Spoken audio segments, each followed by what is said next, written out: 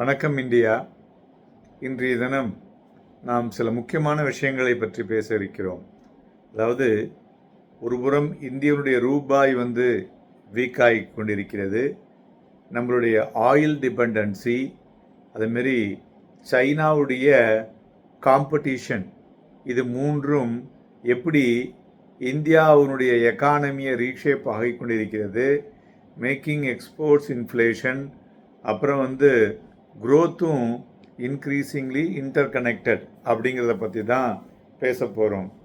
So நார்மலாக ஒரு recent study from 2019 to 2025 பார்த்தோன்னா, ஸோ ஒரு இன்வெஸ்டிபிள் ஸ்டிஞ்சுன்னு சொல்லுவோம். அதாவது நம்மளுடைய வேலெட்டில் இந்த இன்ஃப்ளேஷன் இன் இந்தியா அதை விட இனிமேல் என்னென்னலாம் ஒரு இம்பேக்ட் கொடுக்கக்கூடும் அப்படிங்கிறத பற்றி தான் பார்க்க போகிறோம்.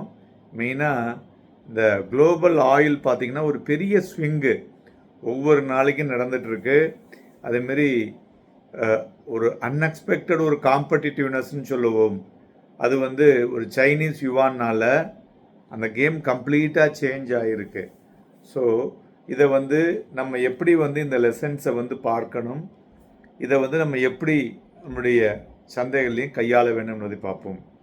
இப்போ கரண்ட்டாக பார்த்தோன்னா நம்மளுடைய எனர்ஜி பில், ஸோ உங்கள் எல்லாருக்குமே தெரியும், ஒரு $10 குரூட் ஆயில் ஏறினதுன்னா அது அப்ராக்சிமேட்லி $16.4 பில்லியன் ஆனுவலாக இந்தியன் கவர்மெண்ட்டுக்கு அதனுடைய டேக்ஸில் அழுத்தத்தை கொடுக்கிறது. ஸோ அதனால் என்ன ஆகுது, ஒரு டபுள் வாமி அப்படின்னு சொல்லலாம். ஸோ இந்த டியூவல் கிரிசிஸ், அந்த கமாடிட்டி மோர் எக்ஸ்பென்சிவ், அதனுடைய இம்பேக்ட் தான் நம்மளுடைய இந்திய ரூபாயினுடைய மதிப்பும் வீக்கன் ஆகுது. ஸோ கிட்டத்தட்ட அதனால் என்ன ஆகுது, வரக்கூடிய இம்போர்ட் பண்ணக்கூடிய க்ரூடுக்கு அதிகமான ப்ரைஸ் கொடுத்து நாம் வாங்குகிற மாதிரி இருக்குது. அது ஆல்ரெடி $90 கிட்டத்தட்ட $110 வச்சுங்களேன். நம்மளுடைய டாலர் மதிப்பு, அதாவது இந்திய ரூபாய் ஸ்ட்ரெங்தன் ஆகிருந்ததுன்னா அதே ரேட்டுக்கு வரும். இப்போ இதனால் என்ன ஆகுதுன்னா நமக்கு கூட கொடுத்து பண்ணுற மாதிரி இருக்குது. ஸோ அதனால் இந்த ருப்பியினுடைய ஹிஸ்டாரிக் லோவும் நாம் கவனிக்க வேண்டிய விஷயம். அதுமாரி சில பேர் இந்த டீவேல்யூவேஷன் அப்படிங்கிறத பற்றி சொல்லிகிட்டு இருப்பாங்க. இப்போ weak rupee no longer wins அப்படிங்கிற மாதிரிலாம் பேசுவாங்க. ஸோ மெயினாக பார்த்திங்கனாக்கா இப்போ இந்த கோர் இஷ்யூ, இந்த ப்ரைஸ் எலாஸ்டிசிட்டி அப்படின்னு சொல்லுவோம். அதாவது நம்மளுடைய எக்ஸ்போர்ட் வால்யூம் க்ரோ ஆகிருக்கு, ஆனால் ப்ரைஸ் ட்ராப் ஆகிருக்குங்க. அப்படின்னா என்னென்னு பார்த்தீங்கன்னா, 2008 இந்தியாவுடைய எக்ஸ்போர்ட் ப்ரைஸ் எலாஸ்டிசிட்டி அப்படின்னு சொல்லுவோம். இது -2.7 இருந்தது. இப்போ பார்த்தோன்னா இது கொலாப்ஸ் ஆகி -0.4 இருக்கிறது. ஸோ அதனால் இப்போ basic textiles to new age sectors such as pharmaceutical, specialised chemical, electronics இதெல்லாம் வந்தாலுமே ஒரு quality innovation and supply chain reliability இதில் பார்க்கும் பொழுது, ஒரு ஸ்டிக்கர் ப்ரைஸ் அதை வைத்து பார்க்கும் பொழுது Indian government they are trying to do on the proper way to control the ஃப்ளக்சுவேஷன்ஸ்னு சொல்லலாம். இந்த டாலர் டினாமினேட்டட் டிவைடில் பார்த்தோன்னா இது ஐடி ஜாப் வைசஸ் ஐஃபோன். முதல்ல ஐடி ஜாப்பில் பார்த்திங்கன்னா நிறைய எக்ஸ்போர்ட்ஸ் நடக்கும். இதேமாரி ருப்பி டிவேல்யூ ஆகும் பொழுது ப்ரைஸ் வீக் ஆகுதுன்னு வச்சுங்களேன், அவங்களுடைய எக்ஸ்போர்ட்ஸில் அவங்களுக்கு அதிகமான ஒரு வருமானத்தை ஈட்டுற மாதிரி இருக்கும்.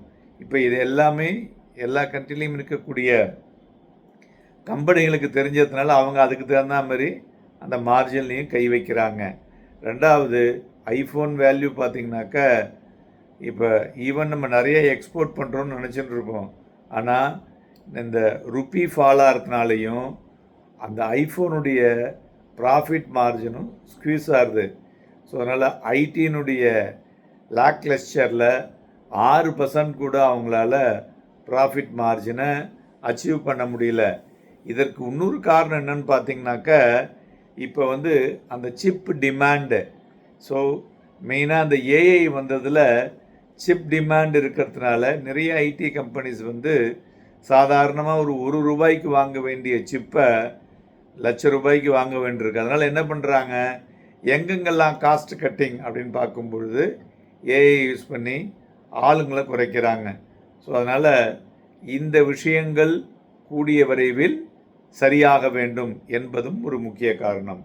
அடுத்தது மெயினாக பார்த்தோன்னா நம்மளுடைய இம்போர்ட்டு, அதாவது ட்ரேட் டெஃபிசிட் வித் சைனா பார்த்திங்கன்னா கிட்டத்தட்ட $112 பில்லியனாக இருக்கிறதுங்க.